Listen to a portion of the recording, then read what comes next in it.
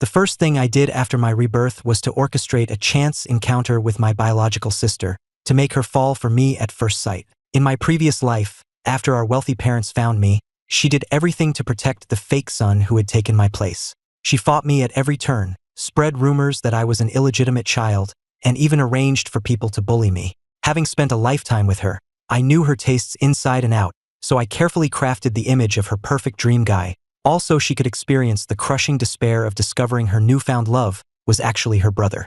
Just then, my target, Khloe Harrison, appeared. I slowly approached her and asked, "Excuse me, could you tell me how to get to the nearest library?" When Khloe and her best friends turned around, they all froze. Before them stood a strikingly handsome young man, his warm smile as refreshing as a spring breeze. The sheer visual impact sent Khloe's heart into a frenzy. Only when I asked for directions again did she snap out of her daze, instinctively pointing toward Oak Street. "It's that way." I gave her a polite smile, said, "Thank you," and turned to leave. Khloe stared blankly at my retreating figure, only snapping back to reality after I had completely disappeared from view. Her friends started buzzing next to her. In all my years, I have never seen a guy that handsome, so I guess those novels about 17-year-olds with incredible charisma aren't totally made up. He was definitely gorgeous. Every single feature was exactly her type. Khloe clenched her fists and took a deep breath. "Come on, we're going to Oak Street too." A sarcastic smile played on my lips. Everything was going according to plan. What does it feel like to fall in love at first sight with the very person you're supposed to despise? I couldn't wait to see the look on Khloe's face when she found out I was her long-lost brother. If I timed it right, the Harrison family should be discussing how to bring me home right about now. In my past life, to protect the status of their precious fake son, my father had me enter the family as an adopted child. I didn't learn the truth about my identity until much later. This time, however, getting me to come with them wouldn't be nearly so simple. Just as I predicted, the Harrisons sent someone for me early the next morning. It wasn't my parents, Richard and Eleanor, but their driver and a housekeeper named Maria. The moment she saw my face, she froze, but quickly composed herself and offered a practiced smile. "Hello, Mr. Ethan Harrison. We work for Mr. Richard Harrison, the head of Harrison Holdings. Here is our card." I didn't take the card. Instead, I crossed my arms, leaned against the wall, and sized her up. "And, what can I do for you?" Her face tightened at being ignored, a flicker of annoyance in her eyes. "Well, Mr. Harrison, I was wondering if you remember your biological father at all?" I raised an eyebrow. "What's that supposed to mean? Are you saying your boss is my real father?" Before I could finish, Maria cut me off with a frown. "Your biological father was our boss's savior." The Harrisons had concocted a ridiculous lie, claiming I was the son of a man who had saved Richard's life, and that they had never stopped searching for me. Such a noble and righteous family. Maria continued, "Our boss said that since your father has passed away, he will be your father from now on. He sent us to bring you to the Harrison estate, where he will formally adopt you. You will be a Harrison." As she finished, the driver, Mike, chimed in. "You must know the Harrisons are the wealthiest family in Seaview City. To be blunt, becoming our boss's son means you've hit the jackpot." They both wore expressions of superiority, as if they were granting me the favor of a lifetime. Seeing their condescending attitude, I let out a soft laugh. "I'm not in the habit of accepting random parents. Is there anything else? If not, please don't keep me from my breakfast. Thanks." With that, I stepped inside and shut the door in their faces. Just before it closed, I saw the looks of disbelief on their faces. A moment later, an angry voice came from outside. "Mr. Harrison, you need to think this through. This is the Harrison family. Do you have any idea what you're turning down?" Soon after, Maria and Mike returned to the Harrison estate and reported my response to my parents, just as Khloe happened to be there. When she heard I had refused their offer of adoption, she sneered. "If he doesn't want to come, then let him be. Just some street punk who thinks he's a big deal." As soon as Khloe finished, her mother, Eleanor, shot her a disapproving look. "Khloe, don't talk like that. You know." Khloe stood up impatiently, grabbing her car keys. "You don't need to lecture me. I have to go." She stormed out, and Eleanor sighed, turning to my father, Richard. "Darling, what are we going to do? He doesn't want to come." Richard Harrison, legs crossed as he read the paper, didn't seem concerned. "What's so difficult about it? He's just being cautious, probably thinks it's too good to be true. I'll go see him myself in a couple of days."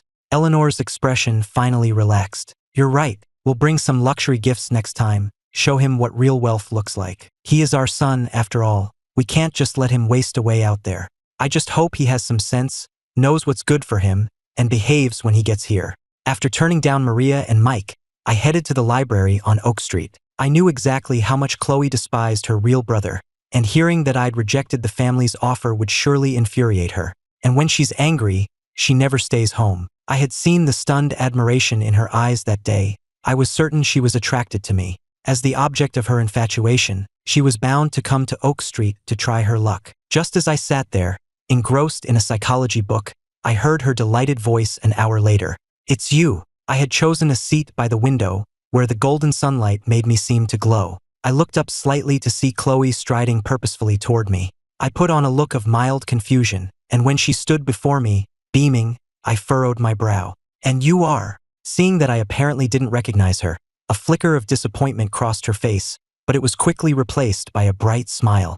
"Hey, you don't remember me? The other day, outside the cafe, you asked me for directions." I feigned a moment of realization and smiled politely. "Oh right, it's you. Thanks again for your help. It was my first time on Oak Street, and I'm terrible with GPS. I almost got completely lost." Khloe waved her hands dismissively. No problem at all." Then she pointed to the empty chair across from me. "Hey, is this seat taken?" I nodded and went back to my book. Khloe sat down, a little dejected that I wasn't paying her any attention, but just looking at my face made her heart race. Sensing her stare, I slowly lifted my head. My slightly upturned, almond-shaped eyes gave me a distinct and captivating look. Meeting my gaze, Khloe quickly collected herself. "So, I noticed you're reading a psychology book. Are you a psych major?" I shook my head, setting the book down. "No, it's just a hobby." Khloe nodded and pressed on. "So you're still a student?" I glanced at her. "Of course. High school or college?" "College, obviously." Her endless, pointless questions were starting to wear on me, and a hint of impatience crept into my voice. "Did you need something?" Sensing my shift in mood, Khloe's heart skipped a beat, and she quickly explained, "I was just making small talk. I didn't mean anything by it. I just wanted to get to know you a little." Honesty is always the best policy, so Khloe decided to lay her cards on the table. Her almond eyes looked at me earnestly. "To be honest, from the moment I saw you the other day, I've had a crush on you. I've been coming to Oak Street every day hoping to run into you again. Will you give me a chance?" Don't let her earnest act fool you. She was a total player, cycling through boyfriends at lightning speed. She hated guys who were pushovers. In her eyes, a man needed to have his own principles to be attractive. Otherwise, he was just boring and presented no challenge. After being her brother for so many years, I knew exactly how to play her. After she finished, I calmly closed my book and smiled. "Whether you pursue me or not is your decision. Why are you asking me for permission? Are you saying that if I say no, you'll just disappear? If that's the case, then I can give you a clear answer right now. No." My tone was soft, but my expression was firm, tinged with annoyance at being disturbed. I picked up my book and stood. "Is there anything else? If not, I'm going to go." Khloe was taken aback by my sudden shift in attitude. Seeing me about to leave, she quickly stood up as well. "Hey, that's not what I meant. I just wanted to be upfront with you so it wouldn't be weird. Whether you say yes or no, I'm still going to pursue you." Her expression was dead serious. I just gave her a cool glance. "Do whatever you want." Before I left, I grabbed another book from a nearby shelf. Khloe followed me, asking if I wanted to get lunch, but I immediately turned her down. Undeterred, she then asked for my number. I was getting annoyed with her persistence and finally said, "Maybe next time, if we run into each other again, I'll give you my number." This time, Khloe didn't press the issue. After I left, she immediately went back into the library, her intentions obvious. But I didn't care. People don't value things that come too easily. My goal was to cement a perfect image of myself in her mind while the Harrison family was busy trying to reel me in. Over the next few days, I stuck to my routine between campus and my apartment, making sure to avoid the library. Then, on Sunday, my apartment received its second wave of visitors, Richard and Eleanor Harrison themselves. Ever since I'd rejected their employees, Richard had been planning his own visit, and today he finally found the time to come with his wife. As for Maria and Mike, they were waiting downstairs. "Who are you?" I asked, leaning against the doorframe in the early morning light. Neither Richard nor Eleanor had expected me to be so handsome. They both stared, stunned for a moment before they collected themselves. A son this good-looking was a pleasure just to look at. Once I was back with the Harrisons, regardless of my background or education, this face alone would be a powerful asset. "Hello, young man," Richard began, his earlier annoyance gone. I don't suppose you know who I am? Before he arrived, Richard had been impatient. He felt no connection to the son he'd never raised. If it weren't for the blood tie, he wouldn't have bothered making the trip at all. But now, it seemed this visit was far more valuable than he had anticipated. I raised an eyebrow. If I knew you, would I be asking who you are? My attitude clearly irked him, but the thought of the benefits I could bring to the Harrison family made him swallow his annoyance. He never imagined I would refuse adoption. After all, he was the richest man in Seaview City. How hard could it be to handle a teenager? Then allow me to introduce myself. I'm Richard Harrison, head of Harrison Holdings. Here's my card. He offered it to me with a magnanimous smile. I made no move to take it, instead asking, "What is it you want?" I wasn't giving him an inch of respect. Richard didn't seem fazed, retracting the card. "It's like this. A man and a woman came to see you a few days ago, correct? They should have explained the situation. Your father saved my life, and his dying wish was for me to find you and make things right." I cut him off. "You want me to be your son?" Richard nodded. "Yes, but rest assured we'll go through the official adoption process. Everyone in Seaview City will know you are my son, a Harrison." He sighed, looking at me with a supposedly paternal gaze. "I know you lost your mother when you were young, and it must have been hard growing up alone for 17 years. But no matter what happened in the past, I won't let you suffer anymore. The Harrison family may not be royalty, but we have considerable influence in Seaview City.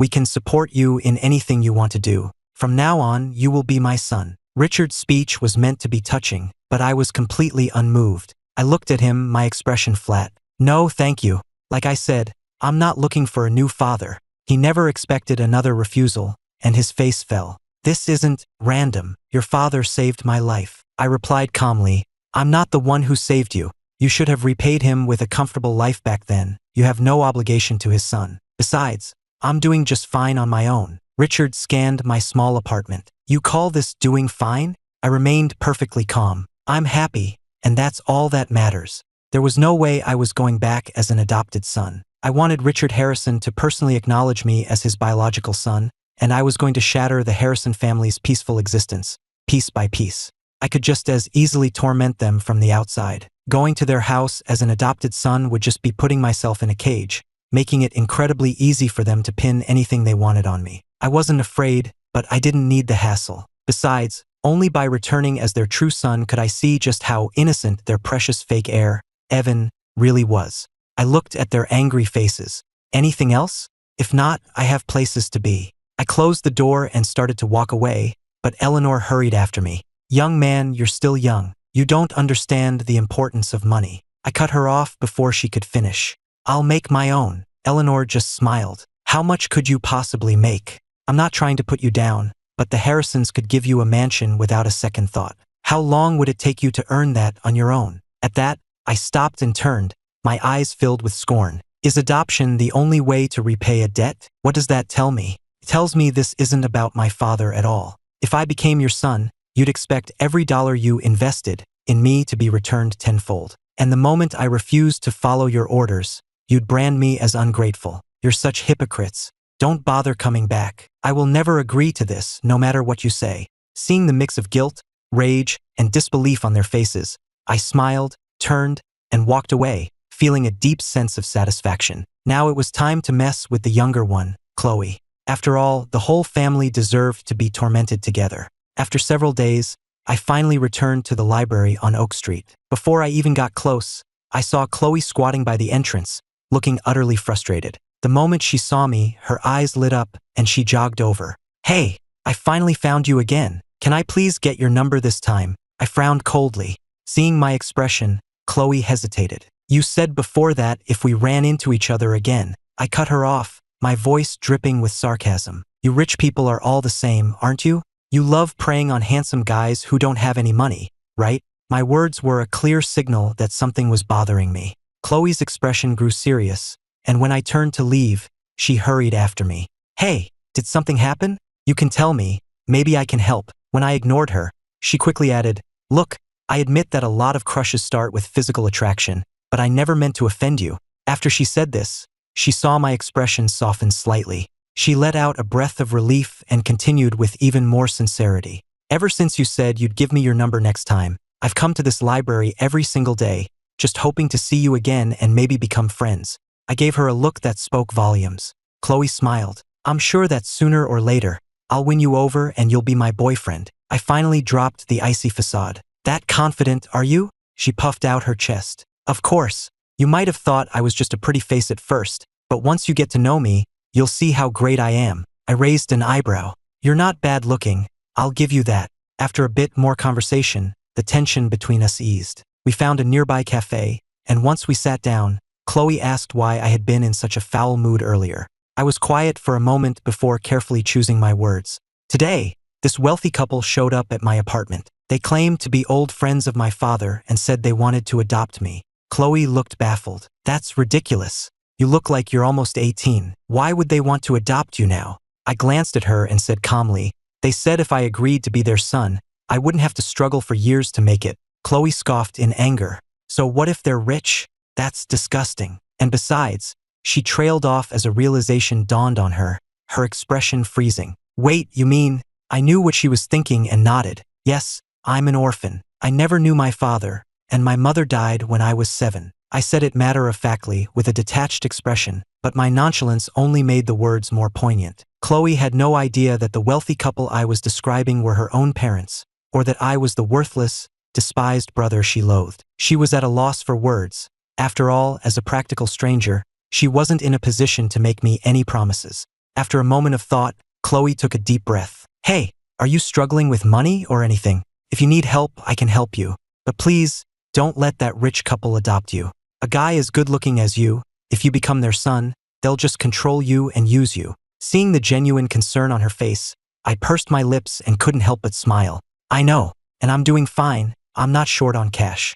You don't have to worry. I already rejected them firmly. I told them I would never agree to be adopted, no matter what. Khloe finally relaxed, though her brow remained furrowed. People like that don't give up easily. Tell me who they are. My family isn't super powerful, but we have some pull in Seaview City. I shook my head. No need. Just think of them as pathetic clowns. Talking to you has been nice, though. It's taken my mind off things. With that, I pulled out my phone and finally let her add me on iMessage. We talked for a while longer, and I casually mentioned that I had gotten into Crestwood University with a full scholarship when I was just 15. When the moment felt right, I said I had to leave. Khloe was clearly reluctant to see me go. Where are you headed? I can give you a ride. I naturally declined. I just have some errands to run. I need to find a good contractor for the condo I just bought. It's where I'll be living soon. Khloe wanted to come along, but seeing my detached expression, she changed her tune. Well, can I take you out to dinner sometime, then? I smiled faintly.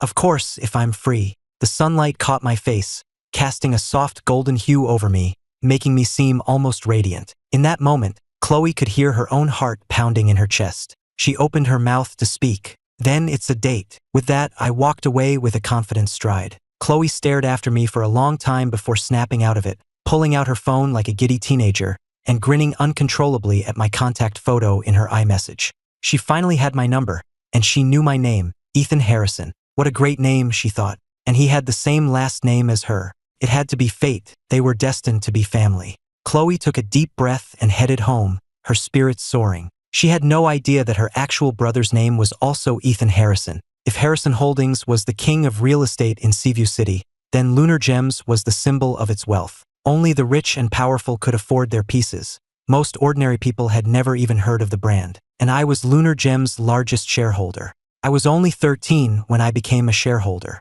I had used a single piece of imperial jade to save the Miller family from bankruptcy, becoming their greatest benefactor and earning a 50% stake in Lunar Gems. Ever since, I've made an annual trip to a neighboring state, bringing back exquisite raw gemstones to sell to the company. Thanks to those stones, Lunar Gems thrived, becoming the undisputed leader of the jewelry industry in Seaview City. The entire Miller family was eternally grateful, telling me to come to them for anything I needed. But I don't trust anyone. In my experience, you can never truly know what's in a person's heart, and hearts are notoriously fickle. So, despite my many investments, I never told a soul about my history with the Harrisons, nor did I ever hint at my plans for revenge. I lived like any other normal kid, studying hard and enjoying time with my friends. Leo Miller was the first real friend I made. He's 4 years older than me and started his own interior design firm in Seaview City after college. So, I gave him a call to get his help designing my new condo. Leo was thrilled to hear from me. Well, Look what the cat dragged in. Ethan, you finally bought a place of your own? I thought you were going to live on campus forever. Where are you? I'm free right now, I can head over. Leo always made me a priority. I smiled and told him, I'm on Oak Street. His office wasn't far, so he met up with me just a few minutes later. Meanwhile, back at the Harrison estate, Richard was fuming. He couldn't believe he'd been so thoroughly rejected, even after going in person. To make matters worse, I had practically cursed him out on his way out the door. How could a man of his stature tolerate such disrespect? He was silent the entire ride home, but the moment he walked through the door, his rage exploded. He kicked over a vase in the foyer and turned on Eleanor. What exactly was your purpose today? Did I bring you along to be a silent statue? You didn't say a single word.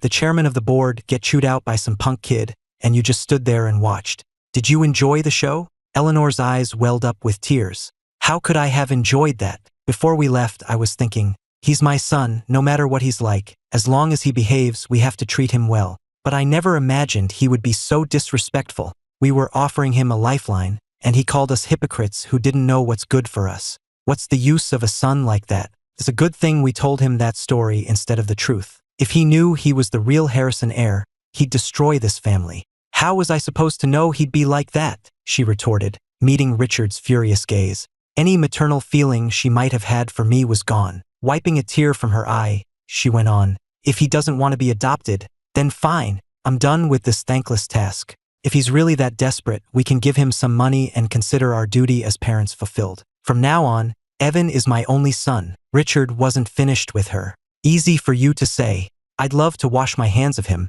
but what happens if someone finds out who he is and uses it against us? He could do anything, and the scandal would disgrace the Harrison name. If he has no manners, we'll bring him here and teach him. If he's ignorant, we'll force him to learn. You're afraid he'll upset you, but aren't you more afraid of the public gossip? You women are so short-sighted, you only see what's right in front of you, not the larger consequences. Now that we know he exists, we have no choice but to bring him into the fold. Richard's logic was sound, but after meeting me, Eleanor wanted nothing to do with me. She sank onto the sofa, resentful and hurt. But he doesn't want to be adopted. We can't just tell him the truth, can we? If he comes home as your biological son, what happens to Evan? You can't just think about the family's reputation and not consider Evan's feelings. Even if he's not our blood, he's been a wonderful, kind son. He wouldn't be able to handle the truth. Richard waved her off. What's more important, Evan or the Harrison family? Besides, who said anything about telling him the truth? A hard glint appeared in his eyes. Stay out of it. I'll find a way to bring him here. Your job will be to teach him how to behave once he arrives. With that, Richard stood and went upstairs. Eleanor understood what he was planning. My arrival was now inevitable, and thinking of my hostile attitude, she felt a wave of self-pity and started to cry. It was at that moment that Khloe returned home. Seeing her mother in tears, Khloe's heart sank. Mom, why are you crying? What happened? Where's Dad? Weren't you supposed to go get that punk today? He didn't come back. Seeing her daughter only made Eleanor more upset. She dabbed at her eyes with a handkerchief and recounted the day's events from start to finish. She made sure to emphasize my disrespectful words, painting herself as the victim to Khloe. Khloe was furious. In her mind, this so-called brother was nothing but a lowlife. A punk like that should be on his knees with gratitude for an opportunity to join the Harrison family, but instead, he had the audacity to insult her mother. Who the hell did he think he was? If he weren't related to them by blood, no one would give him a second glance. For a moment, Khloe completely forgot about the handsome boy from the library. Mom, don't cry. Dad's right. We have to bring him here, to keep him from embarrassing the family name out in public. A vicious glint appeared in Khloe's eyes. There were many things she could do to him, but only after he was under their roof. At that moment, Khloe had absolutely no idea that the lowlife she was plotting against was the very same boy she was fantasizing about. After showing Leo the condo, I had planned to grab lunch with him, but he had a prior engagement, so I had to pass. I just grabbed a quick bite myself and headed back to campus. I had a private dorm at the university, a 2-story villa. The first floor was my living space, while the second was set up as a small lab with equipment for the research projects assigned by the system. Over the past 10 years, the system had helped me immensely. Without the system, I never could have achieved what I have today. My greatest asset wasn't the money in my bank account or my connections, but the reward the system offered, a unique legacy unlocked by collecting a series of scrolls. I had almost all of them. Once my current research project was complete, I would receive the final fragment. Anything from the system was top tier. 2 years ago, it assigned me a research project, a spatial storage pouch. With the system's guidance, I successfully found some alternative materials and managed to create a semi-functional prototype. I called it a prototype because items stored inside would randomly fall out. Even so, it was a shocking breakthrough. It was easy to imagine the sensation this technology would cause once perfected. For the past 2 years, my entire focus has been on turning that prototype into a finished product ready for the world. The higher-ups took this project very seriously, even assigning 4 top experts in the field to assist me. For my own safety, the official story was that I was their intern, but in reality, I was the one in charge. Now, with the project nearing completion, my schedule was finally starting to open up. The timing was perfect for the Harrisons to show up, as I finally had the time to deal with them. I went back to my villa and headed straight for the second-floor lab. I still hadn't been able to create a stable version of the pouch, and the system wasn't giving me any more clues. I was on my own. Staring at the small pouch in my hand, I frowned, completely stumped. Besides an adhesive bond, what other method could secure the items inside? I sat in my lab for what felt like hours, lost in thought, until the ringing of my phone snapped me out of it. It was my landlord. She got straight to the point. "Ethan, have you gotten on someone's bad side recently? Some guy offered to pay double the rent for your apartment, on the condition that you're out in 3 days. I told him no, of course, but then he offered to pay 4 times the rent. I knew it was the Harrisons. I didn't waste any more of her time. I get it, Cindy. I'll come by tomorrow to pack my things." She sounded apologetic. "That's not what I meant, Ethan. I'm just letting you know. I'm not going to rent it to them." I cut her off. "You should take it. Why turn down 4 times the rent? I can just live on campus. Just do me a favor and don't tell them anything about me." She quickly agreed. "Of course I won't, but why are they after you? Is there anything I can do to help? I know a few people who could." She felt guilty and kept rambling. I gave a few non-committal answers and hung up, my eyes cold. I knew Richard would make a move, but I didn't think he'd be this impatient. With that thought, I raised an eyebrow and opened iMessage. I saw several notifications from Khloe.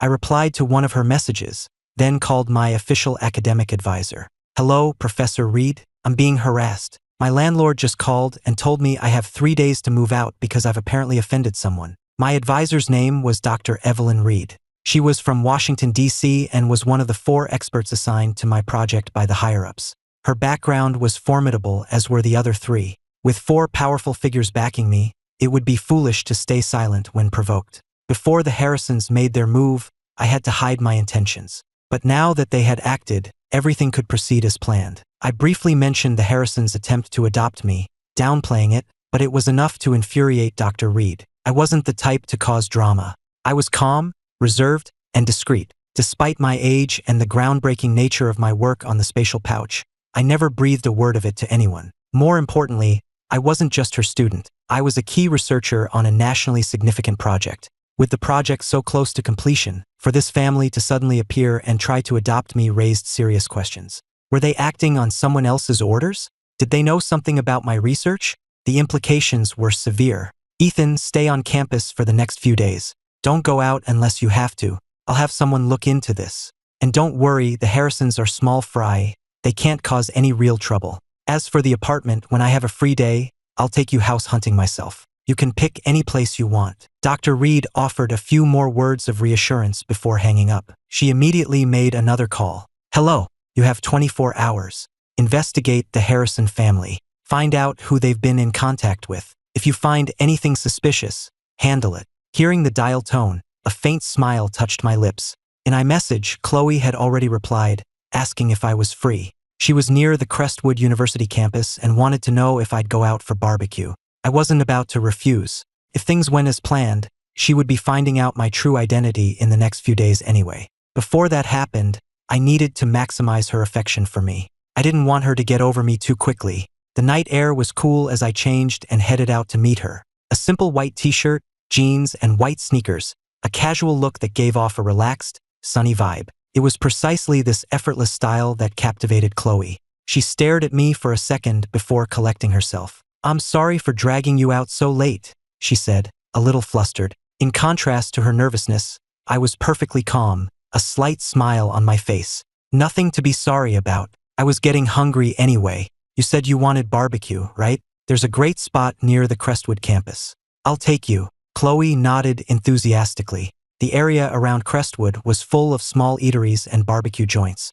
I picked the one with the best reviews and led her there. It was late, and the place was packed with Crestwood students grabbing a late-night meal. Being handsome, I immediately drew stares the moment we sat down. People kept looking over, shooting envious glances at Khloe. Her vanity was soaring, and the look she gave me grew even more intense. I saw it all and laughed to myself. It was true. It didn't matter how old a woman was. Stroke her ego and satisfy her vanity, and you could easily win her over. I calmly handed her the menu. See what looks good to you. Khloe smiled. You order first. I'll eat whatever. I'm not picky. I didn't press her. All right. I ordered some skewers and a plate of spicy crawfish, then looked up at her. Do you like spicy food? She nodded eagerly. I love it. The spicier the better. I gave a non-committal grunt, handed the menu to the waiter, and then just sat there, staring into space, making no effort to talk to her. I made sure to look like I was in a terrible mood. This made Khloe antsy. She racked her brain for something to say and finally came up with the perfect icebreaker. We ordered so much spicy food. Should we get something to drink? That snapped me out of my daze. You can order whatever you want. Well, what do you like to drink? Do you like boba tea? I could go get some. Before Khloe could finish, a sports drink was suddenly placed on our table. She looked up, startled, to see a stunningly beautiful girl smiling right at me. Out for a late-night snack by yourself again? Here's your favorite. The girl looked to be in her early 20s, dressed in an elegant white dress that gave her a gentle air. But that was just for show. Her first sentence revealed her true colors. Instantly, alarm bells went off in Khloe's head. I, however, just raised an eyebrow. Sophia, what are you doing here? Her name was Sophia Collins, a finance major at Crestwood, a year ahead of me. She had countless admirers on campus, but for some reason, she had set her sights on me. Probably to save face, Sophia never openly admitted she liked me, but whenever she was free, she would inevitably show up wherever I was. If she saw me with another girl, she would use subtle tactics to scare her off. Tonight was no different. Her first sentence was a clear shot at Khloe. The second established her familiarity with me. Combined with her gentle facade, it was enough to intimidate any less confident girl into backing down. But Khloe wasn't just any girl. She quickly realized she was face to face with a rival. Khloe took a deep breath, her competitive spirit ignited. I was just out for a late snack too, Sophia said, pulling up a chair and sitting right next to me. 3 of her friends, all around the same age, followed suit, pulling up chairs of their own. Our table for 2 was suddenly a crowded table for 6. Khloe's face darkened instantly. The 3 newcomers were already smiling and introducing themselves to me. Hi, you must be Ethan. I'm Tiffany, Sophia's roommate. I'm Monica. And I'm Lauren. They were all well-dressed and attractive, with bright, clear eyes. After the introductions, Tiffany even offered a formal apology, saying how sorry they were for intruding. Monica immediately jumped in. It's just that Sophia never stops talking about you. We were just so curious. Lauren added, she talks you up so much we thought she was exaggerating, but now that we've met you, I see she wasn't. Sophia cut them off with a gentle laugh. What are you guys talking about? Ethan, don't listen to them. They've got nothing better to do than gossip. The 4 of them had a practiced routine, one that completely excluded Khloe from the conversation. This was exactly what I wanted. I glanced over at Khloe and saw her face was thunderous. I pursed my lips and offered a polite smile. It's nice to meet you all. This is my friend, Khloe. I was actually having dinner with her tonight. I couldn't let Khloe be completely humiliated, at least not yet. By coming to her defense like this, I knew her affection for me would soar. Sophia's smile faltered for a split second before she turned her attention to Khloe. Oh, so you're Ethan's friend? I'm so sorry. I didn't even see you there. Her 3 friends chimed in with their own half-hearted apologies. Their tone was dismissive, but Khloe responded with a smile that didn't reach her eyes. It's no problem. You're Ethan's friends, which makes you my friends too. Please order whatever you like. It's on me tonight. But Sophia was no amateur. Oh, we couldn't let you do that. You're not a Crestwood student, are you? Since you're visiting our campus, it's only right that I treat you. Please order anything you want. It's my treat. Khloe didn't argue. Well, thank you, Sophia. Then she turned and smiled at me. Ethan, since Sophia's treating tonight, I'll just have to take you out some other time. The words hit their mark. Sophia's smile froze on her face again. I just smiled and nodded. Khloe was a Harrison through and through. She held her own against all 4 of them without breaking a sweat. Throughout the meal, she never lost the upper hand. They all tried to get her drunk, but Khloe ended up drinking every single one of them under the table. Seeing how late it was, I suggested we leave. Khloe delivered the final, devastating blow to a barely coherent Sophia. Well, Sophia, Ethan and I are going to head out. Thanks for dinner. Next time I'm on the Crestwood campus, I'll be sure to treat you. The words were so infuriating that Sophia almost lost her composure. But she was too drunk to do anything but watch as Khloe and I left together. I glanced at Khloe, whose face was slightly flushed, and let out a sigh. I'm sorry about tonight. You shouldn't have had to deal with that. Khloe quickly waved it off. Are you kidding? That wasn't suffering, it was just a few drinks. Isn't that what being young is all about? Drinking and having fun. I raised an eyebrow. So you drink like that often? No wonder you could handle all 4 of them on your own. My question was like a splash of cold water, and she instantly sobered up. No, not at all. It's just my family can hold their liquor really well, but I hardly ever drink. Sophia and her friends were just being so welcoming. I couldn't be rude. Besides, drinking too much is bad for you. She scrambled to backtrack, but the more she talked, the more she seemed to be digging a hole. I had no intention of letting her off the hook. While she was on this high, all it would take was a slight shift in my attitude and a pointed comment to send her into a spiral of self-doubt. I held up my phone. I called you a car. You've had a lot to drink, you should get home and rest. Wait here for a second, I need to grab something. With that, I turned and walked away. Khloe's heart sank. She'd said the wrong thing. Now Ethan's opinion of her was ruined. The thought instantly sobered her up, filling her with regret, panic, and anxiety. He was so amazing, he must have countless girls chasing him, many of them rich and talented, just like that Sophia. She remembered how he had frowned when they were all trying to get her to drink. It was obvious he disapproved of their behavior. She was such an idiot. Why hadn't she just pretended to be drunk? The more Khloe thought about it, the more her head throbbed. Just as her thoughts were spiraling, a small box appeared in her line of sight. Her eyes followed the hand holding it up to my face. My expression was neutral, giving me a cool, detached air. The orange glow of the streetlight haloed my head, and in that instant, it felt like Khloe's heart exploded too, beating wildly and uncontrollably.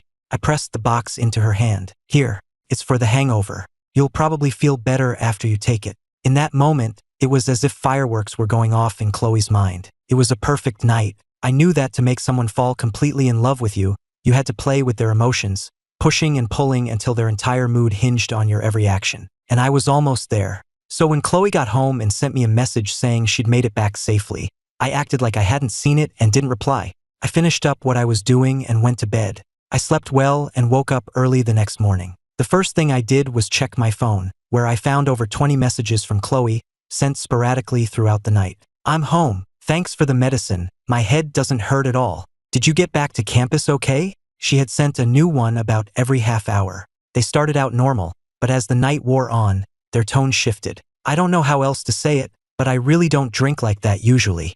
Tonight was a total exception. The last message was from 2 in the morning. Seeing her panic bleed through the screen, I raised an eyebrow and smiled, then typed a short reply. Sorry, I was exhausted last night and passed out as soon as I got back. She must have been up all night, because she replied the instant I sent my message. Oh, you were just asleep? I was worried you were ignoring me. She even added a sad face emoji. I found it pathetic. Before I could even reply, another message came through. Are you free today? I know a really great sushi place. I replied immediately. Can't today. I'm moving. The moment I sent that, she immediately offered to come and help. I tried to politely decline, saying I could handle it, but she insisted, claiming she was already at the main gate of Crestwood University, waiting for me. My mood lifted instantly. All right then, wait for me at the East Gate. I'll be out in a bit. Meanwhile, in a bustling airport terminal, a handsome young man stood next to a tall, striking woman, the two of them laughing and talking. Morgan, the young man said, do you think Mom and Dad will be surprised we're back so early? This was Evan Harrison, the family's adopted son. A month ago, he'd been in a minor car accident that left a small, faint scar on his cheek. Evan, who was always meticulous about his appearance, couldn't stand the imperfection. He had called his older sister, Morgan, who was away at college, and they had flown to Seoul for a cosmetic procedure, only returning today. As they walked, Evan chattered on. Dad's probably already at the office. He works so hard. I'm going to make him a special dinner tonight, a home-cooked meal from his real son. Evan had no idea he wasn't their biological son. The Harrisons genuinely adored him. When they first discovered he wasn't their blood relative, Their first instinct was to hide it, and their second was to wonder if Eleanor had been unfaithful. But after a DNA test confirmed Evan wasn't Eleanor's son either, they knew something was wrong and finally launched an investigation. But how could a boy who'd been on his own for 17 years, a high school dropout, compare to Evan, the son they had raised and loved for 17 years? So the family made a unanimous decision. They would hide the truth. They would bring the real heir back as an adopted son, give him a place to live, but I was never to dream of taking Evan's place as the Harrison heir. Evan's face was alight with happiness. Beside him, Morgan glanced at him, her eyes filled with adoration and a touch of pity. Evan didn't know it yet, but when he got home, he would no longer be the only son in the Harrison family. At the thought, Morgan took a deep breath, a look of disgust flashing in her eyes. She hoped the new boy knew his place and didn't get any foolish ideas. Otherwise, even if Ethan Harrison was her real brother, she would not spare him. Meanwhile, after helping me move the last box into my dorm, Khloe was having an existential crisis. Because my dorm was a 2-story villa. At Crestwood University, the only people who lived in villas like this were tenured professors or someone who had made a major contribution to the school. I was clearly too young to be a professor, which meant I had to be in the latter category. The last student to receive such an honor was a genius who had won first place in a global robotics competition. That was 5 years ago, and it had put Crestwood University on the international map. Sitting on the sofa in my villa, Khloe's face was flushed, and she seemed to be in a daze. She couldn't believe that the seemingly innocent boy before her was in the same league as her idols. I just nodded calmly. Yes, I did some work for the university, so my advisor specially requested this place for me. Her eyes went wide, and her youthful energy made her look almost cute. What did you do? Pursed my lips. Sorry, it's confidential. If things go well, you'll probably find out in a few months. That sounds serious, Khloe said, surprised. Is it something really important? What field is it in? I shook my head. Sorry, I can't tell you. I signed a non-disclosure agreement. Khloe gasped. An NDA? But you look like you're my age. I looked at her calmly. Does being young mean you can't accomplish things? Age doesn't define everything. I stood up, changing the subject. Thanks for your help with the move. Come on, let me buy you lunch. Khloe's mind was racing. She wanted to ask more, but she could tell from my expression that she wouldn't get any answers. All her questions condensed into 3 simple words. You're really amazing. I was amazing. If Khloe's initial attraction to me was purely physical, she was now completely in awe of me. She'd been pursued by plenty of guys, many of them top students, but compared to me, they were nothing. She had never imagined a teenager could be so accomplished, and on top of that, I was more handsome than any boy she had ever met. In an instant, my status in her mind skyrocketed. Now, when she looked at me, her eyes held not just infatuation, but also deep respect. I replied modestly, "It's nothing special. So lunch?" Khloe nodded. Of course, I'd love that. Before she could say more, her phone started ringing. She pulled out her phone. The name Evan flashed on the screen. Normally, Khloe would have been thrilled to get a call from him, but now, she glanced at me first. Seeing my expression was unchanged, she answered. Before she could say a word, Evan's cheerful voice came through the phone. "Little sis, I'm back. Did you miss me? I missed you like crazy while I was in Seoul. I'm almost home. Are you on campus or at the house? You didn't skip class today, did you? Because if you did, you know I'm gonna get you for it." Evan went on, but Khloe wasn't listening. Her mind was completely occupied with thoughts of me. She cut him off impatiently. "Okay, Evan, look, I'm kinda busy right now. I'll talk to you tonight when I get home." Without waiting for a reply, she hung up. On the other end of the line, Evan stared at his phone, stunned and confused. Morgan, sitting beside him, noticed his change in mood. "What's wrong, Evan?" Evan snapped out of it, his good mood instantly souring. "It's nothing, just Khloe being weird. She just hung up on me. I'm so going to get her for that when I get home." To save face, Richard and Eleanor hadn't told Morgan about my refusal to come home, only that there were some complications. So when she heard Evan's complaint, Morgan's first thought was that Khloe's behavior had something to do with her new, cheap little brother. Her brow furrowed, and she ruffled Evan's hair. "Don't worry, I'll help you get her back." This so-called brother was clearly a schemer. In such a short time, he already had Khloe hanging up on Evan for him. It was a good thing she had come home too. Evan would be no match for him on his own. After hanging up, Khloe explained that it was her brother on the phone. She said he'd had a minor accident a while back and had been traveling, only just returning today. I smiled slightly. "He calls you the second he's back in the country. You two must be close." Khloe smiled back. We are. He's the only brother I've got. As she said it, she completely forgot that her real brother was still out there somewhere. Even though he's older, he acts like a kid most of the time. Actually, he's the same age as you. You two would probably have a lot to talk about if you met. She chattered on enthusiastically about her family, trying to build a connection between us. When she mentioned that Evan was my age, she lit up. Hey, maybe I should introduce you two sometime. Her face was alight with excitement, completely missing the cold indifference in my eyes. I waited for her to finish before replying, sure, I'd look forward to that. Khloe and I went for lunch at a sushi place near campus. She had wanted to take me somewhere fancier, but I'd already wasted enough time on her for one day, so I told her I had to get back to campus for something. Khloe was disappointed but still hopeful. Okay, I'll message you in a couple of days. I'll bring my brother along so you two can meet. I nodded. Sure, if we get the chance.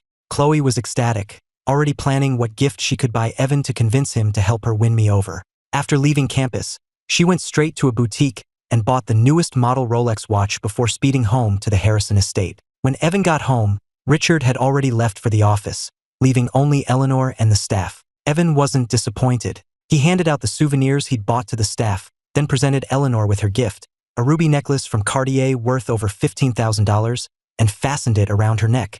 $15,000 was nothing to a woman of Eleanor's status, but the gesture from her son warmed her heart. With Morgan back as well, the gloom that had settled over the house because of me had started to lift. You shouldn't have spent your money on me, she said, touched. Evan smiled. I just saw it and thought it would look perfect on you, Mom. Besides, what's wrong with buying my mother a gift? When I start making my own money, I'll buy you gifts every day. Evan's sweet words made Eleanor beam. Oh, you.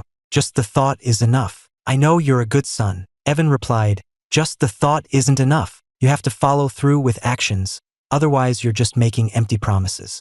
I'd never be that kind of person, especially not to you, Mom. I always keep my promises. Eleanor was overjoyed, looking years younger in her happiness. The happy family scene made Morgan relax as well. She had been dreading coming home to find her so-called brother already there, but to her relief, he hadn't arrived yet. If he were here, Evan wouldn't be this happy, would he? It would be better if he never came back at all. She could give him a large sum of money to stay away. Too bad her parents had rejected that idea. Doted on by his family, Evan was in high spirits, temporarily forgetting all about Khloe's strange behavior. And when Khloe returned with the Rolex, his mood improved even more. He never expected, however, that the first thing out of her mouth would be about me. Evan, he's so amazing and so handsome. You'd love him if you met him. If you could become friends with him, it would give me a much better chance. Please, Evan, I really like him. You have to help me. Khloe went through boyfriends like she went through books, and every single one of them had tried to suck up to Evan to get on her good side. This was the first time she had ever asked for his help to win a guy over. And from the sound of it, she expected him to be the one doing the sucking up. This made Evan, who was used to being the center of attention, extremely uncomfortable. The smile on his face became strained, but he still said, all right, fine. Introduce me to him when you get a chance. I'm curious to see what kind of guy has my little sister so completely obsessed. Khloe was overjoyed. Thank you, Evan. You're the best brother in the world. She started planning when to arrange the meeting, but before she could set a date, trouble hit the Harrison family business. First, the Heiress showed up to audit the company. Then, one by one, their corporate partners began terminating their contracts, bringing a newly launched investment project to a grinding halt. The series of disasters left Richard reeling. As a veteran of the business world, he knew this wasn't a coincidence. Someone was deliberately targeting him. He spent a fortune calling in favors, trying to find out who was behind it. At first, no one would talk, but finally, one old partner took pity on him and gave him a hint. You must have offended someone powerful, Richard. The person behind this is someone we can't afford to cross. We can't say anything more. Richard panicked. He racked his brain but couldn't think of anyone he had offended. He was so stressed that he broke out in cold sores overnight. Finally, a contact he had paid a fortune to maintain over the years gave him a clue. Don't panic too much. I heard a whisper from on high. They said your family was harassing a person of national importance, so they're just teaching you a small lesson. Richard felt completely wronged. A person of national importance. Why would I harass someone like that? I have better things to do with my time. It never even crossed his mind that the person they were talking about could be me. The contact sighed. Did you, by any chance, offer to pay several times the normal rate to rent a one-bedroom apartment a few days ago? Richard started to scoff. Why on earth would I rent a one-bed? He stopped mid-sentence, suddenly remembering his attempt to force my hand. A jolt of shock went through him, followed by a wave of utter disbelief. You mean? Seeing that Richard understood, the contact spoke plainly. I heard you were trying to adopt that boy. His identity is significant. The people upstairs initially investigated you as a potential foreign agent. When they cleared you, they decided to just give you a warning. Listen to me, don't try to call in any favors. It won't work. Pay your back taxes, consider it the cost of doing business, and apologize to your former partners. Got it. With that, the line went dead. Listening to the dial tone, Richard was speechless with shock and confusion. He had never, in his wildest dreams, imagined that the biological son he had dismissed and looked down upon could be a person of national importance. After all, the background check he'd run had painted me as a high school dropout, a nobody. How could someone like that be worthy of being a Harrison? His decisions were always driven by profit. When he thought his son was a failure, his first instinct was to give me a new identity and a comfortable life, considering that a fair trade. He never expected that I was actually so brilliant, a nationally valued asset at such a young age. He had made one small move against me and had nearly been investigated as a spy. For a moment, Richard was filled with regret, but that regret was quickly replaced by overwhelming pride and excitement. He was his son after all, his own flesh and blood, to be so brilliant even after growing up on the outside. In that case, bringing me home as an adopted son was out of the question.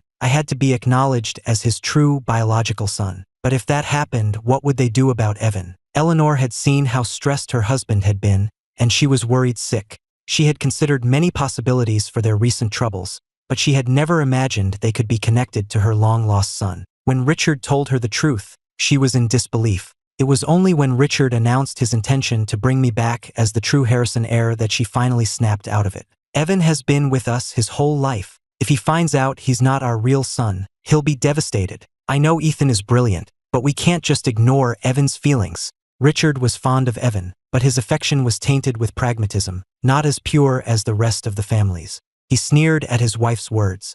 Do you have any idea how brilliant your brilliant son actually is? I made one tiny move against him, and it nearly destroyed our entire company.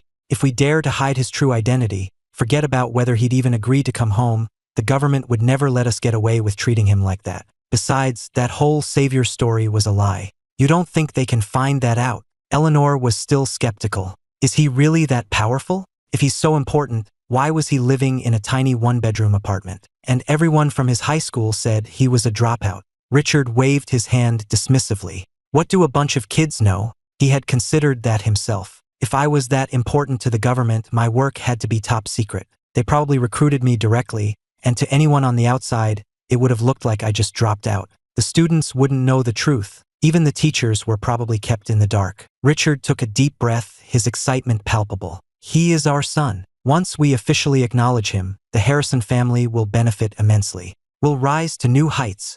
Seeing his excitement, Eleanor knew his mind was made up, her brow furrowed in worry. But Evan, Richard cut her off. Can't be helped. He'll just have to deal with it. And it's not like he's the victim here. He's lived a life of luxury in our son's place for 17 years. If anyone's been wronged, it's Ethan. With that, Richard patted her shoulder. Go prepare some gifts, things a young man would like. I'm gonna go talk to him tomorrow and clear the air. Eleanor was surprised. So soon. After our last encounter, she was hesitant to have me home, but she was even more terrified of how Evan would react. But what about Evan? Just tell him the truth. Eleanor sighed heavily. How can he possibly accept it on such short notice? She clutched Richard's sleeve. Couldn't we just say they're twins? They don't look alike, but fraternal twins exist. The more she thought about it, the more plausible it seemed. That way, Ethan can come home as our son, and it won't be such a shock for Evan. Evan is so kind-hearted. He'd even take good care of his new brother. Before they had tried to trick me with their fabricated story, the fraternal twin lie might have worked. But now, after everything that had happened, there was no way I would believe it. Even after only one meeting, Richard knew I wasn't a pushover, and that was before he knew I had the government backing me. Evan, who had only been home for a few days, was completely blindsided by the news. How can this be happening? Mom, how can I not be your son? You're lying to me, right? This has to be a lie. At Richard's insistence, Eleanor had told Evan everything. He refused to believe it, but her serious, worried expression and the DNA report she showed him were undeniable. Evan's world shattered. It was like falling through ice into a frozen lake. No matter what his mother said to comfort him, he couldn't accept the truth. Mother and son clung to each other, sobbing. Soon, Khloe and Morgan found them. When they learned that their mother had told Evan the truth, they were furious, demanding to know why she had broken their agreement. They had all decided I would come back as an adopted son. Eleanor hadn't wanted to, and she tearfully explained the reason to her daughters. She exaggerated my insults and glossed over Richard's heavy-handed tactics. In her telling, I was a talented but rude, ill-mannered monster. Morgan was enraged by the story, but Khloe felt a strange sense of unease. It all seemed too coincidental. If her brother was just a high school dropout, that was one thing, but a person of national importance, and just a little while ago, the boy she liked had told her about a rich couple trying to adopt him, even forcing him to move. Why did that sound so familiar? For reasons she couldn't explain, Khloe asked, "Mom, what's his name?" Eleanor wiped her eyes. "Ethan Harrison." In that instant, another heart in the room shattered. The color drained from Khloe's face. I spent the next few days cooped up in my lab. I still hadn't found a substitute for the key stabilizing agent, and after several sleepless nights, I was in a daze.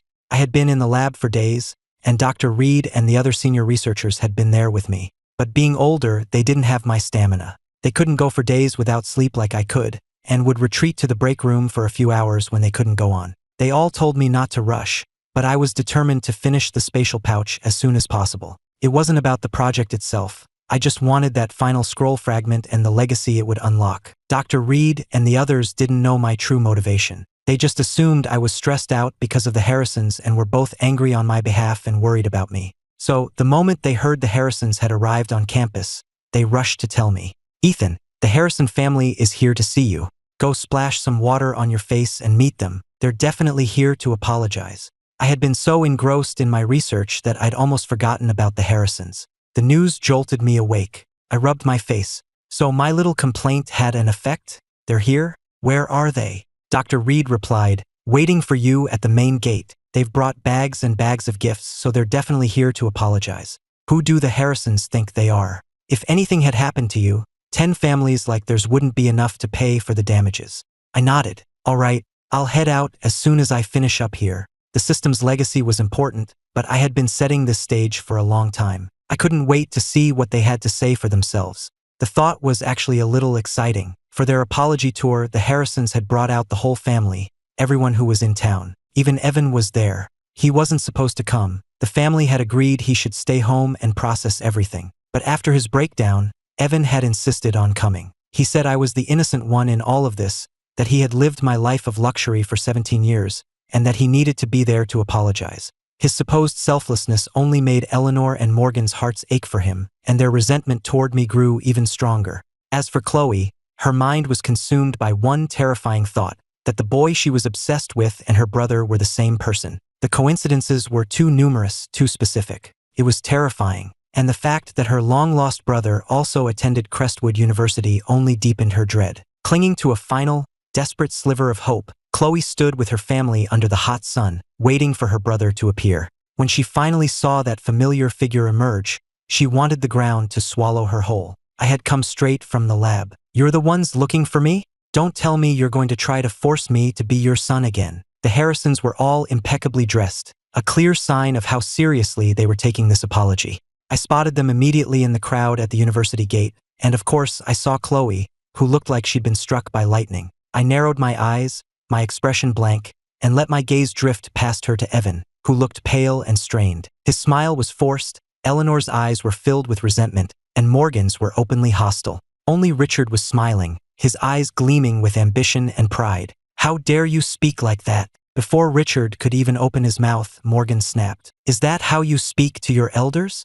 I raised an eyebrow, my gaze landing on Richard. "You mean the people who showed up out of the blue, tried to make me their son, and then resorted to threats when I said no?" Morgan's eyes flashed. "What did you just say?" Before she could continue, Richard cut her off. "You be quiet. What did I tell you before we came here? Ethan is more accomplished than anyone in this family. He has the backing of the entire country. If it weren't for our blood connection, we wouldn't even be worthy of speaking to him." Richard shot Morgan a glare before turning back to me, his face wreathed in a sycophantic smile. "You're Ethan, right? I was wrong last time. I came here today specifically to apologize." He then gave Eleanor a pointed look. Eleanor immediately held out a designer bag, forcing a smile. This is just a small token of our sincerity. Please, accept it. I refused without hesitation. That's not necessary. Your little stunt with my apartment didn't really affect me. The university provides me with a villa, so I only stayed there occasionally. I accept your apology, but I don't need your gifts. Richard quickly interjected. No, we insist. This was all my fault. I originally wanted to buy you a proper place, but I was angered by your words and wanted to scare you a little. A man my age shouldn't be getting into spats with a young man. It was all my fault. Richard had clearly rehearsed his lines, and his performance was flawless. I remained unmoved, my expression unchanging as I watched him act. Seeing my lack of reaction, he faltered.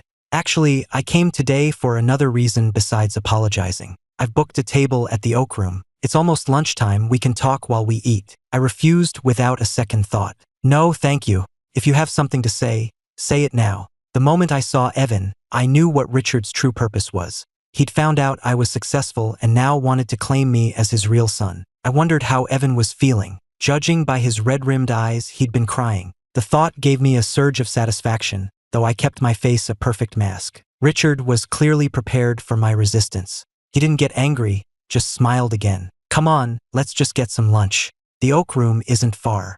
I cut him off. No, I'm on a tight schedule. I have things to do. Richard persisted. It's just lunch. It won't take long. I gave him no quarter. But I don't want to have lunch with you. Rejected again and again. Even Richard's practiced composure began to crack. The smile on his face faded. Just as he was about to speak, Morgan piped up. He's just asking you to lunch.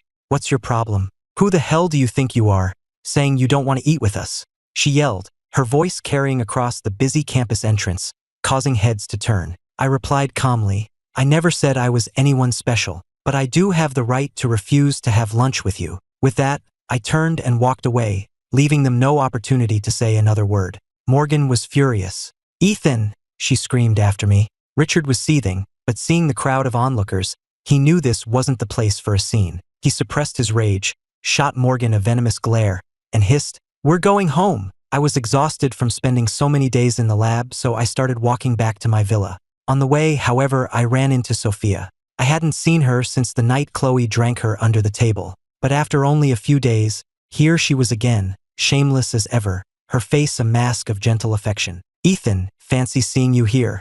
I gave her a cool glance. This is the path to my dorm. She smiled. I know. I came here to wait for you. Being good-looking, I had a lot of admirers on campus. When I first arrived, the news that I was living in a private villa spread like wildfire. The university never gave an official explanation. Needless to say, my arrival caused quite a stir on campus. But people have short attention spans, and I kept a low profile, so eventually the hype died down. Most people knew who I was but didn't pay me much mind, except for a small group who were obsessed with my looks. But after Sophia started her campaign, most of them backed off. Sophia smiled. It's dinner time. Want to grab a bite together? This was her method. She would orbit around me, acting and speaking ambiguously, but never actually making a direct move. I found her annoying, but since she effectively scared off other potential pursuers, I usually tolerated her without being too harsh. That was when I was in a good mood. When I wasn't, I didn't give her the time of day. I refused her bluntly. I'm not hungry. Then I walked right past her. Behind me, Sophia's expression soured. Richard Harrison herded his family home in a fury. The moment he was inside, he smashed several vases and rounded on Morgan. Didn't I tell you to keep your mouth shut? Do you think being his sister gives you some special right? I told you, he's a person of national importance. Who the hell are you to yell at him in front of a crowd? Richard's shouts echoed through the villa, and the staff kept their distance. Evan and Khloe stood by, silent and afraid. Eleanor tried to interject, saying I had been disrespectful, but Richard turned his rage on her. Disrespectful? What right do you have to his respect? Yes, you're his mother, but did you raise him for a single day? He doesn't even know who he is. He's your son. You should have brought him home the moment you found out, not come up with this adoption nonsense to protect someone's feelings. Now look at the mess we're in. He was completely shifting the blame. While it had been Eleanor's idea to bring me back as an adopted son, he had been the one to approve it. He had agreed because he thought a high school dropout was unworthy of the Harrison name and would only bring them shame. More importantly, Evan's value in a strategic marriage alliance would plummet if his true identity were revealed. But now everything was different. My true status was nothing like what his investigation had shown. My potential was on par with, or even greater than, that of his other brilliant children. He had no doubt that, in a few years, I could elevate the Harrison family to unprecedented heights. Of course, that was all contingent on me returning to the family and actually liking them. And right now, it was clear I felt nothing but contempt for them. The thought frustrated him, and his gaze fell on his family with renewed irritation. He angrily berated everyone in the room before storming out of the villa. The moment he was gone, Evan, who had been barely holding it together, finally broke down and began to sob. He didn't understand. He had just taken a short trip abroad. How had everything fallen apart? Why had his life suddenly turned into some cheap novel plot where he was the fake heir? Why had his father's attitude changed so drastically? Had all those years of affection been a lie? And why was this Ethan so important to the country? How could he be so brilliant? Evan clenched his fists, thinking of my behavior earlier. It's okay, he thought. He was the fake heir. He would just let everything go back to the way it was supposed to be. A look of grim determination settled in his eyes. Morgan, Khloe, and Eleanor were all too wrapped up in their own misery to notice the look in Evan's eyes. No one was in a good mood, especially Khloe. The revelation that her dream guy was actually her brother was a devastating blow. The entire Harrison household was in complete and utter chaos. Their misery was my joy. After sending the Harrisons on their way, I went back to my villa and slept soundly. When I woke up, I saw a message from Khloe. "Can we meet?" I raised an eyebrow, then deleted her contact information. Khloe quickly discovered I had deleted her, a realization that cast another shadow over her already shattered heart. She wasn't completely catatonic, but she was close. She didn't know how to process the complex storm of emotions inside her. In truth, she had only met me a few times. It wasn't as if she was deeply in love and couldn't live without me. But the thought that the boy who made her heart race was her own brother, that their bond could have been even stronger than romance, filled her with an unbearable mix of regret and frustration. A boy that amazing, even if they couldn't be lovers, having him as a brother would have been incredible. But now, I had deleted her contact, and the look I gave her was colder than that of a stranger. She was consumed by regret. Even if Evan was important, they shouldn't have tried to bring me back as an adopted son. Even the fraternal twin lie would have been better than this. What had she been thinking? He was her real brother. Hiding in her room, Khloe felt the urge to cry. Just then, the door swung open, and Morgan entered, her face a thundercloud. "What are you doing sulking in here?" she snapped. "Do you have any idea how upset Evan is right now?" Khloe looked up dazedly into Morgan's furious, red-rimmed eyes. "What's wrong with Evan?" Morgan's fists were clenched. "You have the nerve to ask? He's in his room right now, packing his bags. He says he's leaving the family. Mom and I can't stop him. He says he wants to give everything back to Ethan." Khloe's face went pale. "What?" Just then, they heard Eleanor's choked sobs from down the hall. "Evan, what are you doing? You're breaking my heart. You were just a baby when the switch happened. It's not your fault. Please don't go. What will I do if you leave?" After Richard had finished berating the family because of me, Evan had decided to leave. He felt he couldn't stay there any longer. Perhaps if he left, everything would go back to normal. I could return to the family, and his father's problems would be solved. The switch at birth wasn't his fault, but he had been the beneficiary, living the life and using the resources that should have been mine. Even though I seemed to be doing well for myself, he still felt like a thief. Evan's voice was choked with tears. "Mom, I'll come back and visit, promise. But right now, the only way for things to get back to normal is for me to leave. Then Ethan can come home without any complications, and he won't blame you. He's your real son. He's the one who..." He became so overwhelmed with sadness that he couldn't speak. Just then, the door burst open, and Khloe and Morgan rushed in. "Yes, Ethan is a Harrison," Khloe cried. "But you're my brother too. What are we supposed to do if you leave?" The two sisters pleaded with him, their faces etched with pain. Evan lowered his head, his shoulders shaking with silent sobs. Eleanor rushed to embrace him. "Blood doesn't mean everything. In my heart, you are my son. If you leave, what will I do? Think about me, please," Morgan added anxiously. "You're the only brother I have. I don't care how brilliant anyone else is. They mean nothing to me." She shot a pointed look at Khloe. Khloe pursed her lips and sighed. "You're my only brother too, Evan. Please don't go. If you leave, this family will fall apart." I was important to her, yes. Just moments before, she had been wishing they had welcomed me as their true son from the start. But seeing Evan so heartbroken, she couldn't help but take his side. She wanted him to stay. It didn't matter if I never came back to the Harrison family. I was doing fine on my own, and I didn't seem to want to come back anyway. Khloe suppressed her own feelings of unease and loss. Seeing the genuine love from the three of them, Evan was at a loss for words. It took him a long moment to choke out, "But Dad wants Ethan to come home. If I don't leave, he might not come back, and Dad will blame all of you." Khloe took a deep breath, her expression determined. "It's okay. Ethan will come back. If I have to, I'll go and beg him." Eleanor wiped her tears. "I'll go too.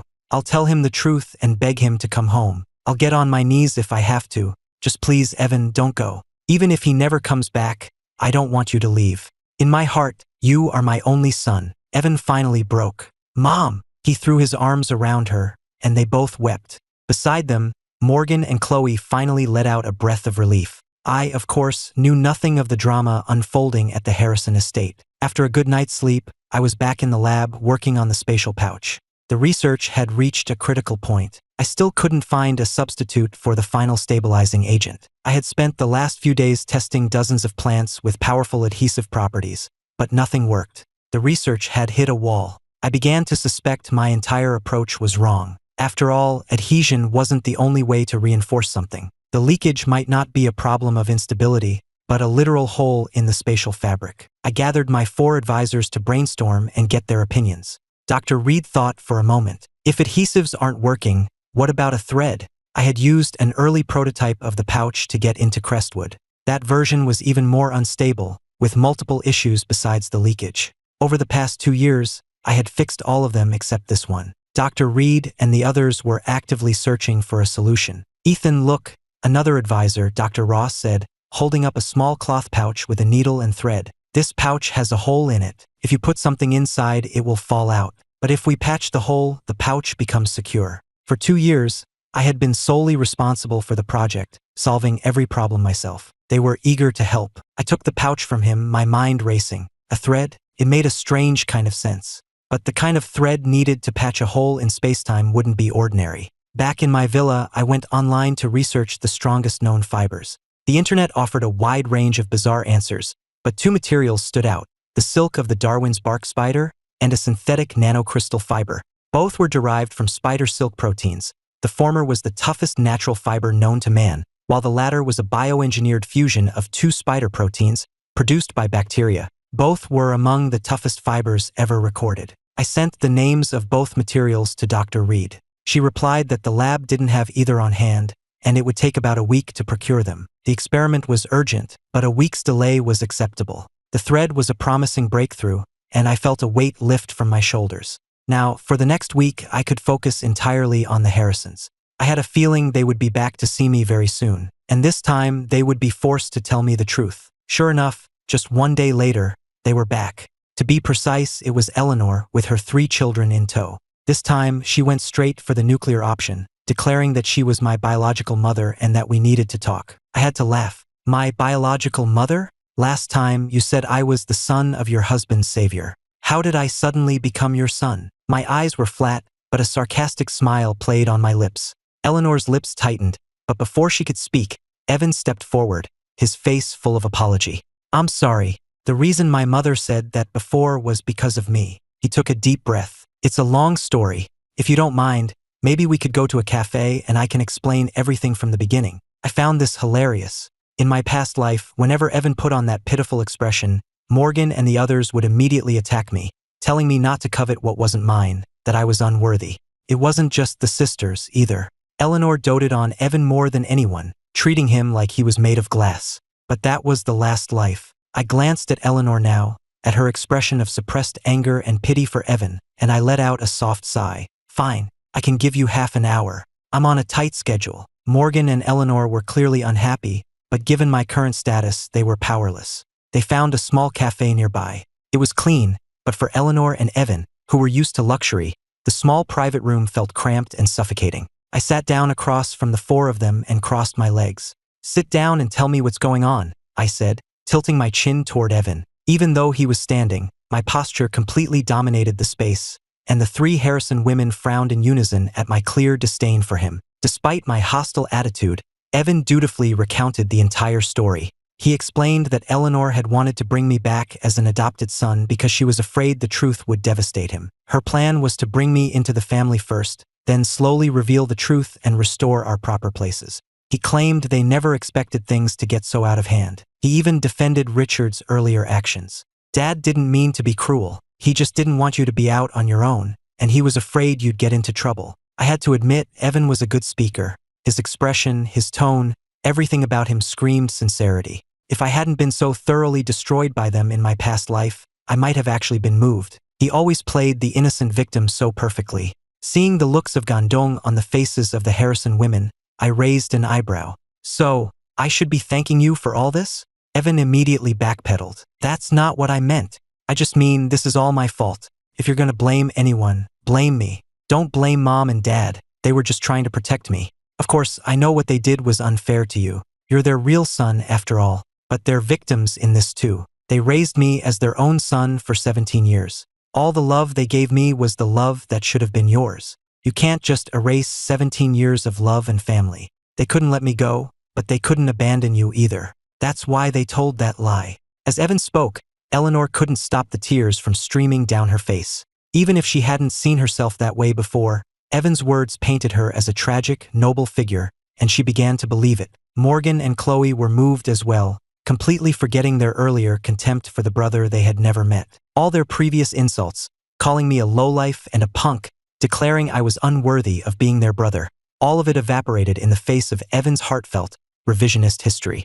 I looked at Evan. Listening to you, it sounds like I have no choice but to forgive you all. Seeing the visible relief on his face, I changed my tone. Let's put aside whether or not I'm actually related to your mom and dad. The moment they found out the truth, their first instinct wasn't to learn anything about my life, but to figure out how to protect your feelings. Don't you find that a little ridiculous? My adoptive mother died when I was 7. If I hadn't been smart enough to excel in school, where would I be now? And just because I refused to become your family's adopted pet, you resorted to threats to force my hand. Now you're trying to spin it as you being unable to let me go, afraid I'd lose my way. Is this how you keep your son from losing his way? Not by telling him the truth, but by cutting off all his options, crushing his dignity, and clipping his wings, forcing him into your home as an adopted son. It's like training a dog, beating it into submission and then offering a treat, expecting it to be grateful. If that's your parents' idea of not letting go, then I feel sorry for anyone they get attached to. The memories of my past life made my gaze turn to ice. I looked at Evan and stood up. And you are the biggest hypocrite of them all. I must have been bored out of my mind to waste half an hour on people like you. With that, I turned and walked out. A flicker of panic crossed Evan's face.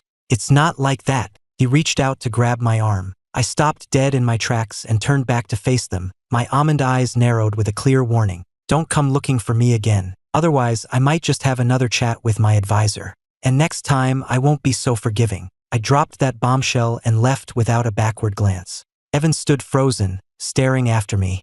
How could this have happened? He had been so sincere. He truly wanted to give Ethan his life back, and every word he'd said had come from the heart. He turned to look at the 3 Harrison women. Khloe looked lost, Eleanor's eyes were filled with disappointment, and Morgan was staring in the direction I had gone with a look of pure venom. I had no idea Morgan was planning to come after me, but even if I had, I wouldn't have cared. With my current resources and status, crushing a family like the Harrisons would be child's play. The only reason I let them continue their pathetic dance was to prolong their suffering. I knew the feeling of powerlessness all too well from my past life. This time, it was their turn to experience it. I wanted them to watch as everything they held dear collapsed, shattered, and slipped through their fingers like sand, until nothing was left. Thinking of the looks on their faces just now, my mood soared. I pulled out my phone and called Leo. Leo, you free? I arranged to meet up with Leo. Eleanor hadn't told Richard about her little visit with the children. She had been afraid that if it failed,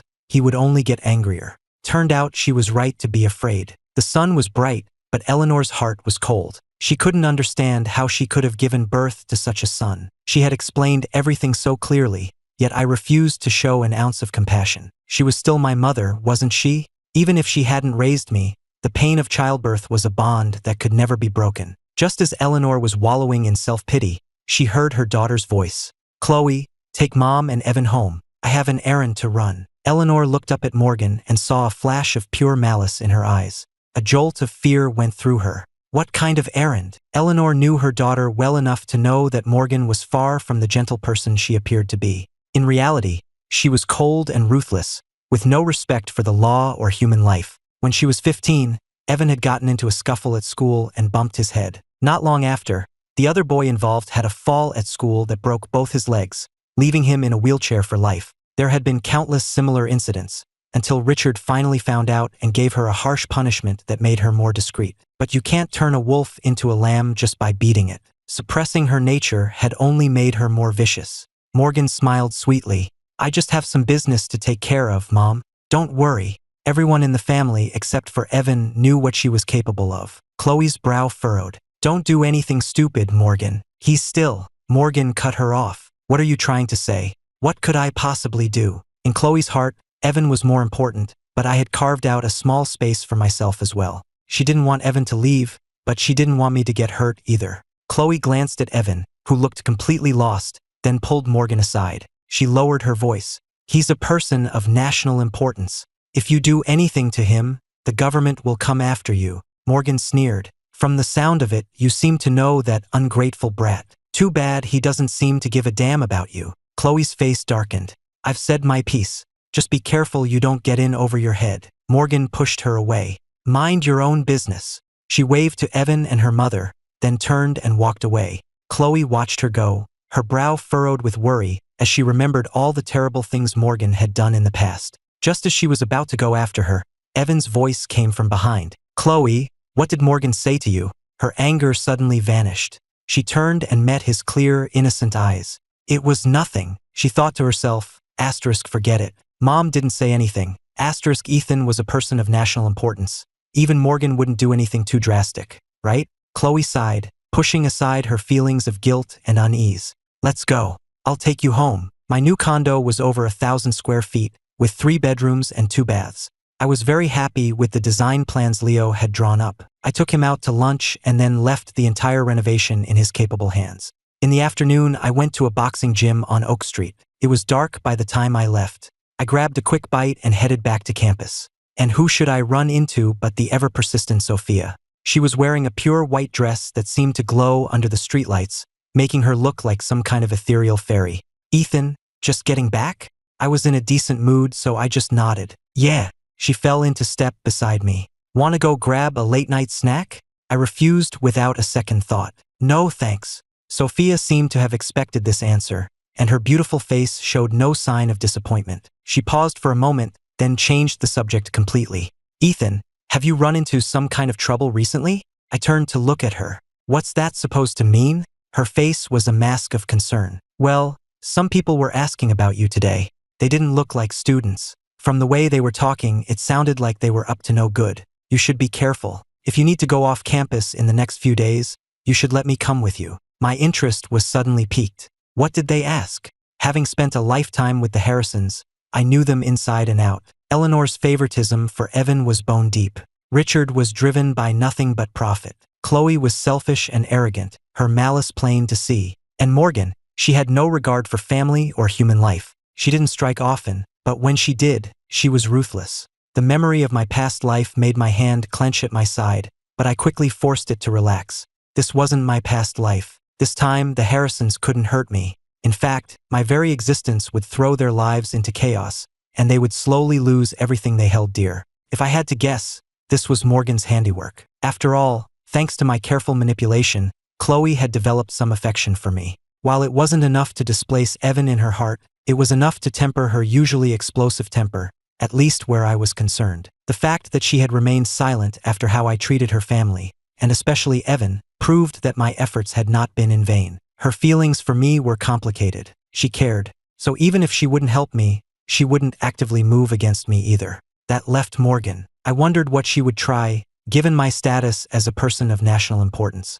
The thought was actually a little exciting. A brilliant idea for revenge suddenly came to me, and I let out a soft laugh. My sudden smile must have seemed strange, but being handsome, it had the effect of momentarily stunning Sophia. She quickly recovered and launched into a detailed, and rather long-winded, account of what had happened that afternoon. The gist of it was this: 3 men had shown up that afternoon asking questions about me. They wanted to know where I lived, who my friends were, my favorite hangouts, and my daily schedule. They were clearly not students.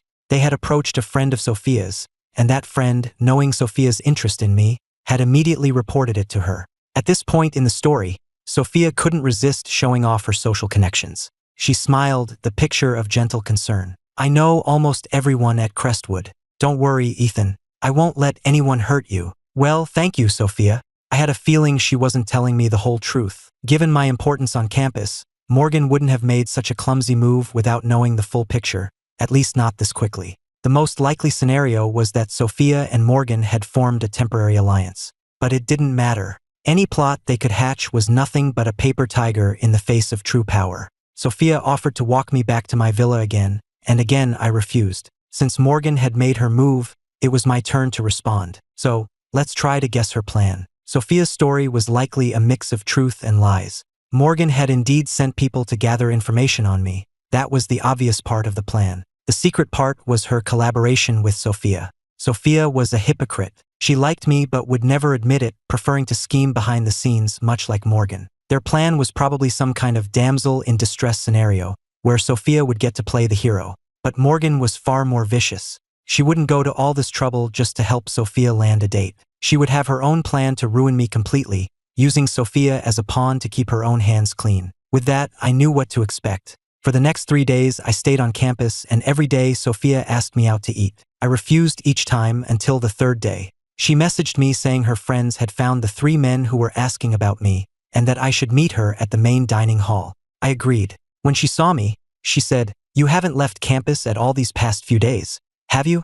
Maybe that's why they came back. The dining hall was huge, and Sophia led me to a secluded table in the corner. She seemed completely open, choosing a public place like the dining hall for our meeting. If this had been my past life, I might have actually been fooled by her act. "They went to my friend again," she continued, "and offered her a lot of money. They said they had to get you off campus, no matter what. My friend has them detained right now. Do you want to go see them? But there's no rush. You probably haven't eaten yet. We can go after we eat and find out who's behind this." In that instant, I knew exactly what Sophia's game was, and I could guess Morgan's plan as well.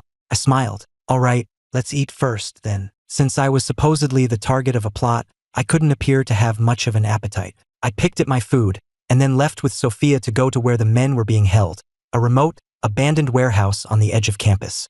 The closer we got to the warehouse, the more deserted the area became. After walking for half an hour, the only sounds were our own footsteps and breathing. I didn't rush her, but I let a hint of unease show on my face. Sophia told me not to be afraid. "If you're really scared, you can hold on to my sleeve." I refused again. "No thanks, I'm not scared." She didn't press the issue. After a few more minutes of walking, we arrived at the warehouse. I glanced at the security camera mounted on the corner of the building, then at Sophia, just in time to see a flicker of excitement in her eyes. She was excited for the little drama she had planned. How foolish. Sensing my gaze, she turned and smiled at me. "Well, we're here. They're inside. All 3 of them are tied up, so they can't cause any trouble. You can ask them whatever you want." I smiled back. "Great. Thanks so much, Sophia." I followed her into the warehouse. The moment we were both inside, the heavy metal door slammed shut behind us. Sophia frowned, and then her eyes went wide with shock. I took in the scene before me. The space was about 600 square feet, filled with old, broken gym equipment. 2 large men with bleached blonde hair stood by the door. 2 other people were tied to broken chairs, their mouths gagged. When they saw Sophia and me, their eyes filled with despair. 3 other men stood with their backs to us. They turned slowly at the sound of the door closing, their eyes landing on me. "So, you're here," one of them said. They were all in their early 20s, but their eyes held a chilling malice. They were clearly bad news. "What is going on?" Sophia wasn't an idiot. She realized instantly that she'd been double-crossed. A flash of anger crossed her face, but she quickly composed herself. "What do you think you're doing? You're on a university campus. Are you trying to get arrested?" She pulled out her phone to call the police, but a man with sharp, angular features snatched it from her hand. He sneered. "You think you're calling the police? Well, I suppose you can call them after we're finished here." "Ha ha ha ha." Sophia was furious and humiliated. "Do you have any idea who my father is? If you so much as touch a hair on our heads, my father will hunt you to the ends of the earth and make you pay 1,000 times over." "Oh, we're not going to touch you," a round-faced man said, his eyes fixing on me. He grinned. Our target was always him. In an instant, every eye in the warehouse was on me. Sophia knew what was coming and stepped in front of me. "Don't you dare touch him." The moment she moved, the sharp-featured man struck her shoulder with a metal pipe. "Who the hell do you think you are?" she cried out in pain. In that split second, another one of his cronies shoved her aside. The man's eyes landed on me. I spoke calmly, unhurriedly. "Morgan Harrison sent you, didn't she?" I hadn't said a word until now. I had anticipated this exact scenario. Over the years, I had spent every point earned from the system's tasks on items from its store that would make me stronger. The store had everything imaginable, for a price. In 10 years, I had only managed to afford a manual for a solar body tempering technique, 10 points of agility, and a flame-enchanted whip. I would have loved to purchase superpowers or cultivation manuals, but the string of zeros in their prices was daunting. I had acquired the solar body tempering manual 4 years ago, and it had cost me all my points. The strength and agility boosts had each taken a full year to save up for. My next goal was a cultivation manual, though with only a few thousand points, it was a distant dream. Just then, the system chimed in my mind. "Villainous supporting character awakening. Host is in a state of immediate danger. Neutralize the current threat to receive 3 rejuvenation elixirs and 20 points." The system hadn't issued a task in a long time, not even during my confrontations with the Harrisons. I had assumed it was because I hadn't collected the final scroll fragment. I never expected to get a task now. I was both stunned and pleasantly surprised. Just then, the sharp-featured man spoke. "Morgan who? What are you talking about? Don't try to stall." He stepped forward and reached for me. In the next instant, I shot out my hand, grabbed his wrist, twisted it sharply, and sent him flying with a powerful kick. With a loud crash, he flew back several feet, landing hard on the ground and knocking over a rack of equipment, his face contorted in pain. No one had expected me to fight back. The round-faced man's expression darkened, and he swung a pipe directly at my head. At the same time, the 2 men behind me closed in. Sophia, it turned out, wasn't completely useless. Seeing me fight back, she scrambled to her feet, grabbed a peeling baseball bat from the floor, and positioned herself behind me to block any attacks from the rear. "Get out and call the police if you get a chance," she yelled. I was surprised to see she had some fight in her. I kicked the round-faced man in the stomach, then executed a side flip, kicking another attacker in the back and following through with a dislocating joint lock. Finally, I turned to help Sophia, taking down her 2 assailants with a quick series of strikes. The entire fight was fluid and efficient. In less than 2 minutes, all 5 of them were on the ground, groaning in pain. Sophia stood there, clutching the bat, her hands trembling. Her face was a mixture of shock and utter disbelief. She looked at me as if she had never seen me before. I ignored the moans from the men on the floor and calmly pulled out my phone, dialing Dr. Reed. "Professor, I've run into a bit of trouble," I said, my voice perfectly even. "I've been cornered in the abandoned gym warehouse on campus. The other party had malicious intent. Yes, it's connected to the Harrison family, the ones who tried to adopt me." Dr. Reed was silent for 2 seconds. Then her voice came through the line, calm but radiating a barely suppressed fury. "Stay where you are. Protect yourself, and don't let anyone leave. I'm handling this now." I hung up and glanced at the stunned Sophia. "Now," I said coolly, "we can talk. Who put you up to this? What did Morgan Harrison offer you?" The color drained from Sophia's face. She opened her mouth to speak, but no words came out. The pride and cunning in her eyes were gone, replaced by pure, unadulterated fear. She had never imagined that not only could I fight, but that I was so perceptive I had seen through her entire scheme from the start. She couldn't finish her sentence. Less than 10 minutes later, the warehouse's heavy iron door was wrenched open from the outside. It wasn't campus security. It was a team of men in plain clothes who moved with the chilling efficiency of trained professionals. They moved quickly, securing the scene, separating the thugs on the floor from the 2 who had been tied up. One of them approached me respectfully. "Researcher Harrison, are you unharmed? Professor Reed sent us to handle the situation." In that moment, Sophia finally understood. The power I wielded was far beyond anything her wealthy DC family's petty schemes could ever touch. This wasn't a feud between families. It was a confrontation between her and the entire apparatus of the state. The fall of the House of Harrison was even faster than I had anticipated. Morgan was arrested in her bedroom the very next morning. She maintained her arrogant demeanor with the investigators, right up until they presented her with a federal arrest warrant. The charge was endangering the security of a nationally protected asset. The charge, something she had never even heard of, caused her to break down completely. She, who had always believed her family's money and power could solve any problem, had provoked a force she wasn't even worthy of acknowledging. In the end, her various crimes were tallied up, and she received a long prison sentence, destined to spend her best years behind bars. The investigation into Morgan was like pulling a loose thread that unraveled the entire family. Federal investigators followed the trail and easily uncovered decades of corruption within Heiress Holdings. Massive tax evasion, illegal bidding practices, and political bribery. The evidence was overwhelming and undeniable. The man who was once the richest in Seaview City went from business titan to federal inmate in a storm of media coverage. Heiress Holdings stock plummeted, and the company was eventually seized and liquidated. Richard Harrison's tears in the courtroom earned him no sympathy. When Eleanor learned that her husband and daughter were in prison and the family fortune was gone, she had a complete mental breakdown. Unable to accept reality, she spent her days muttering, "My Evan, my son," and was eventually committed to a psychiatric hospital.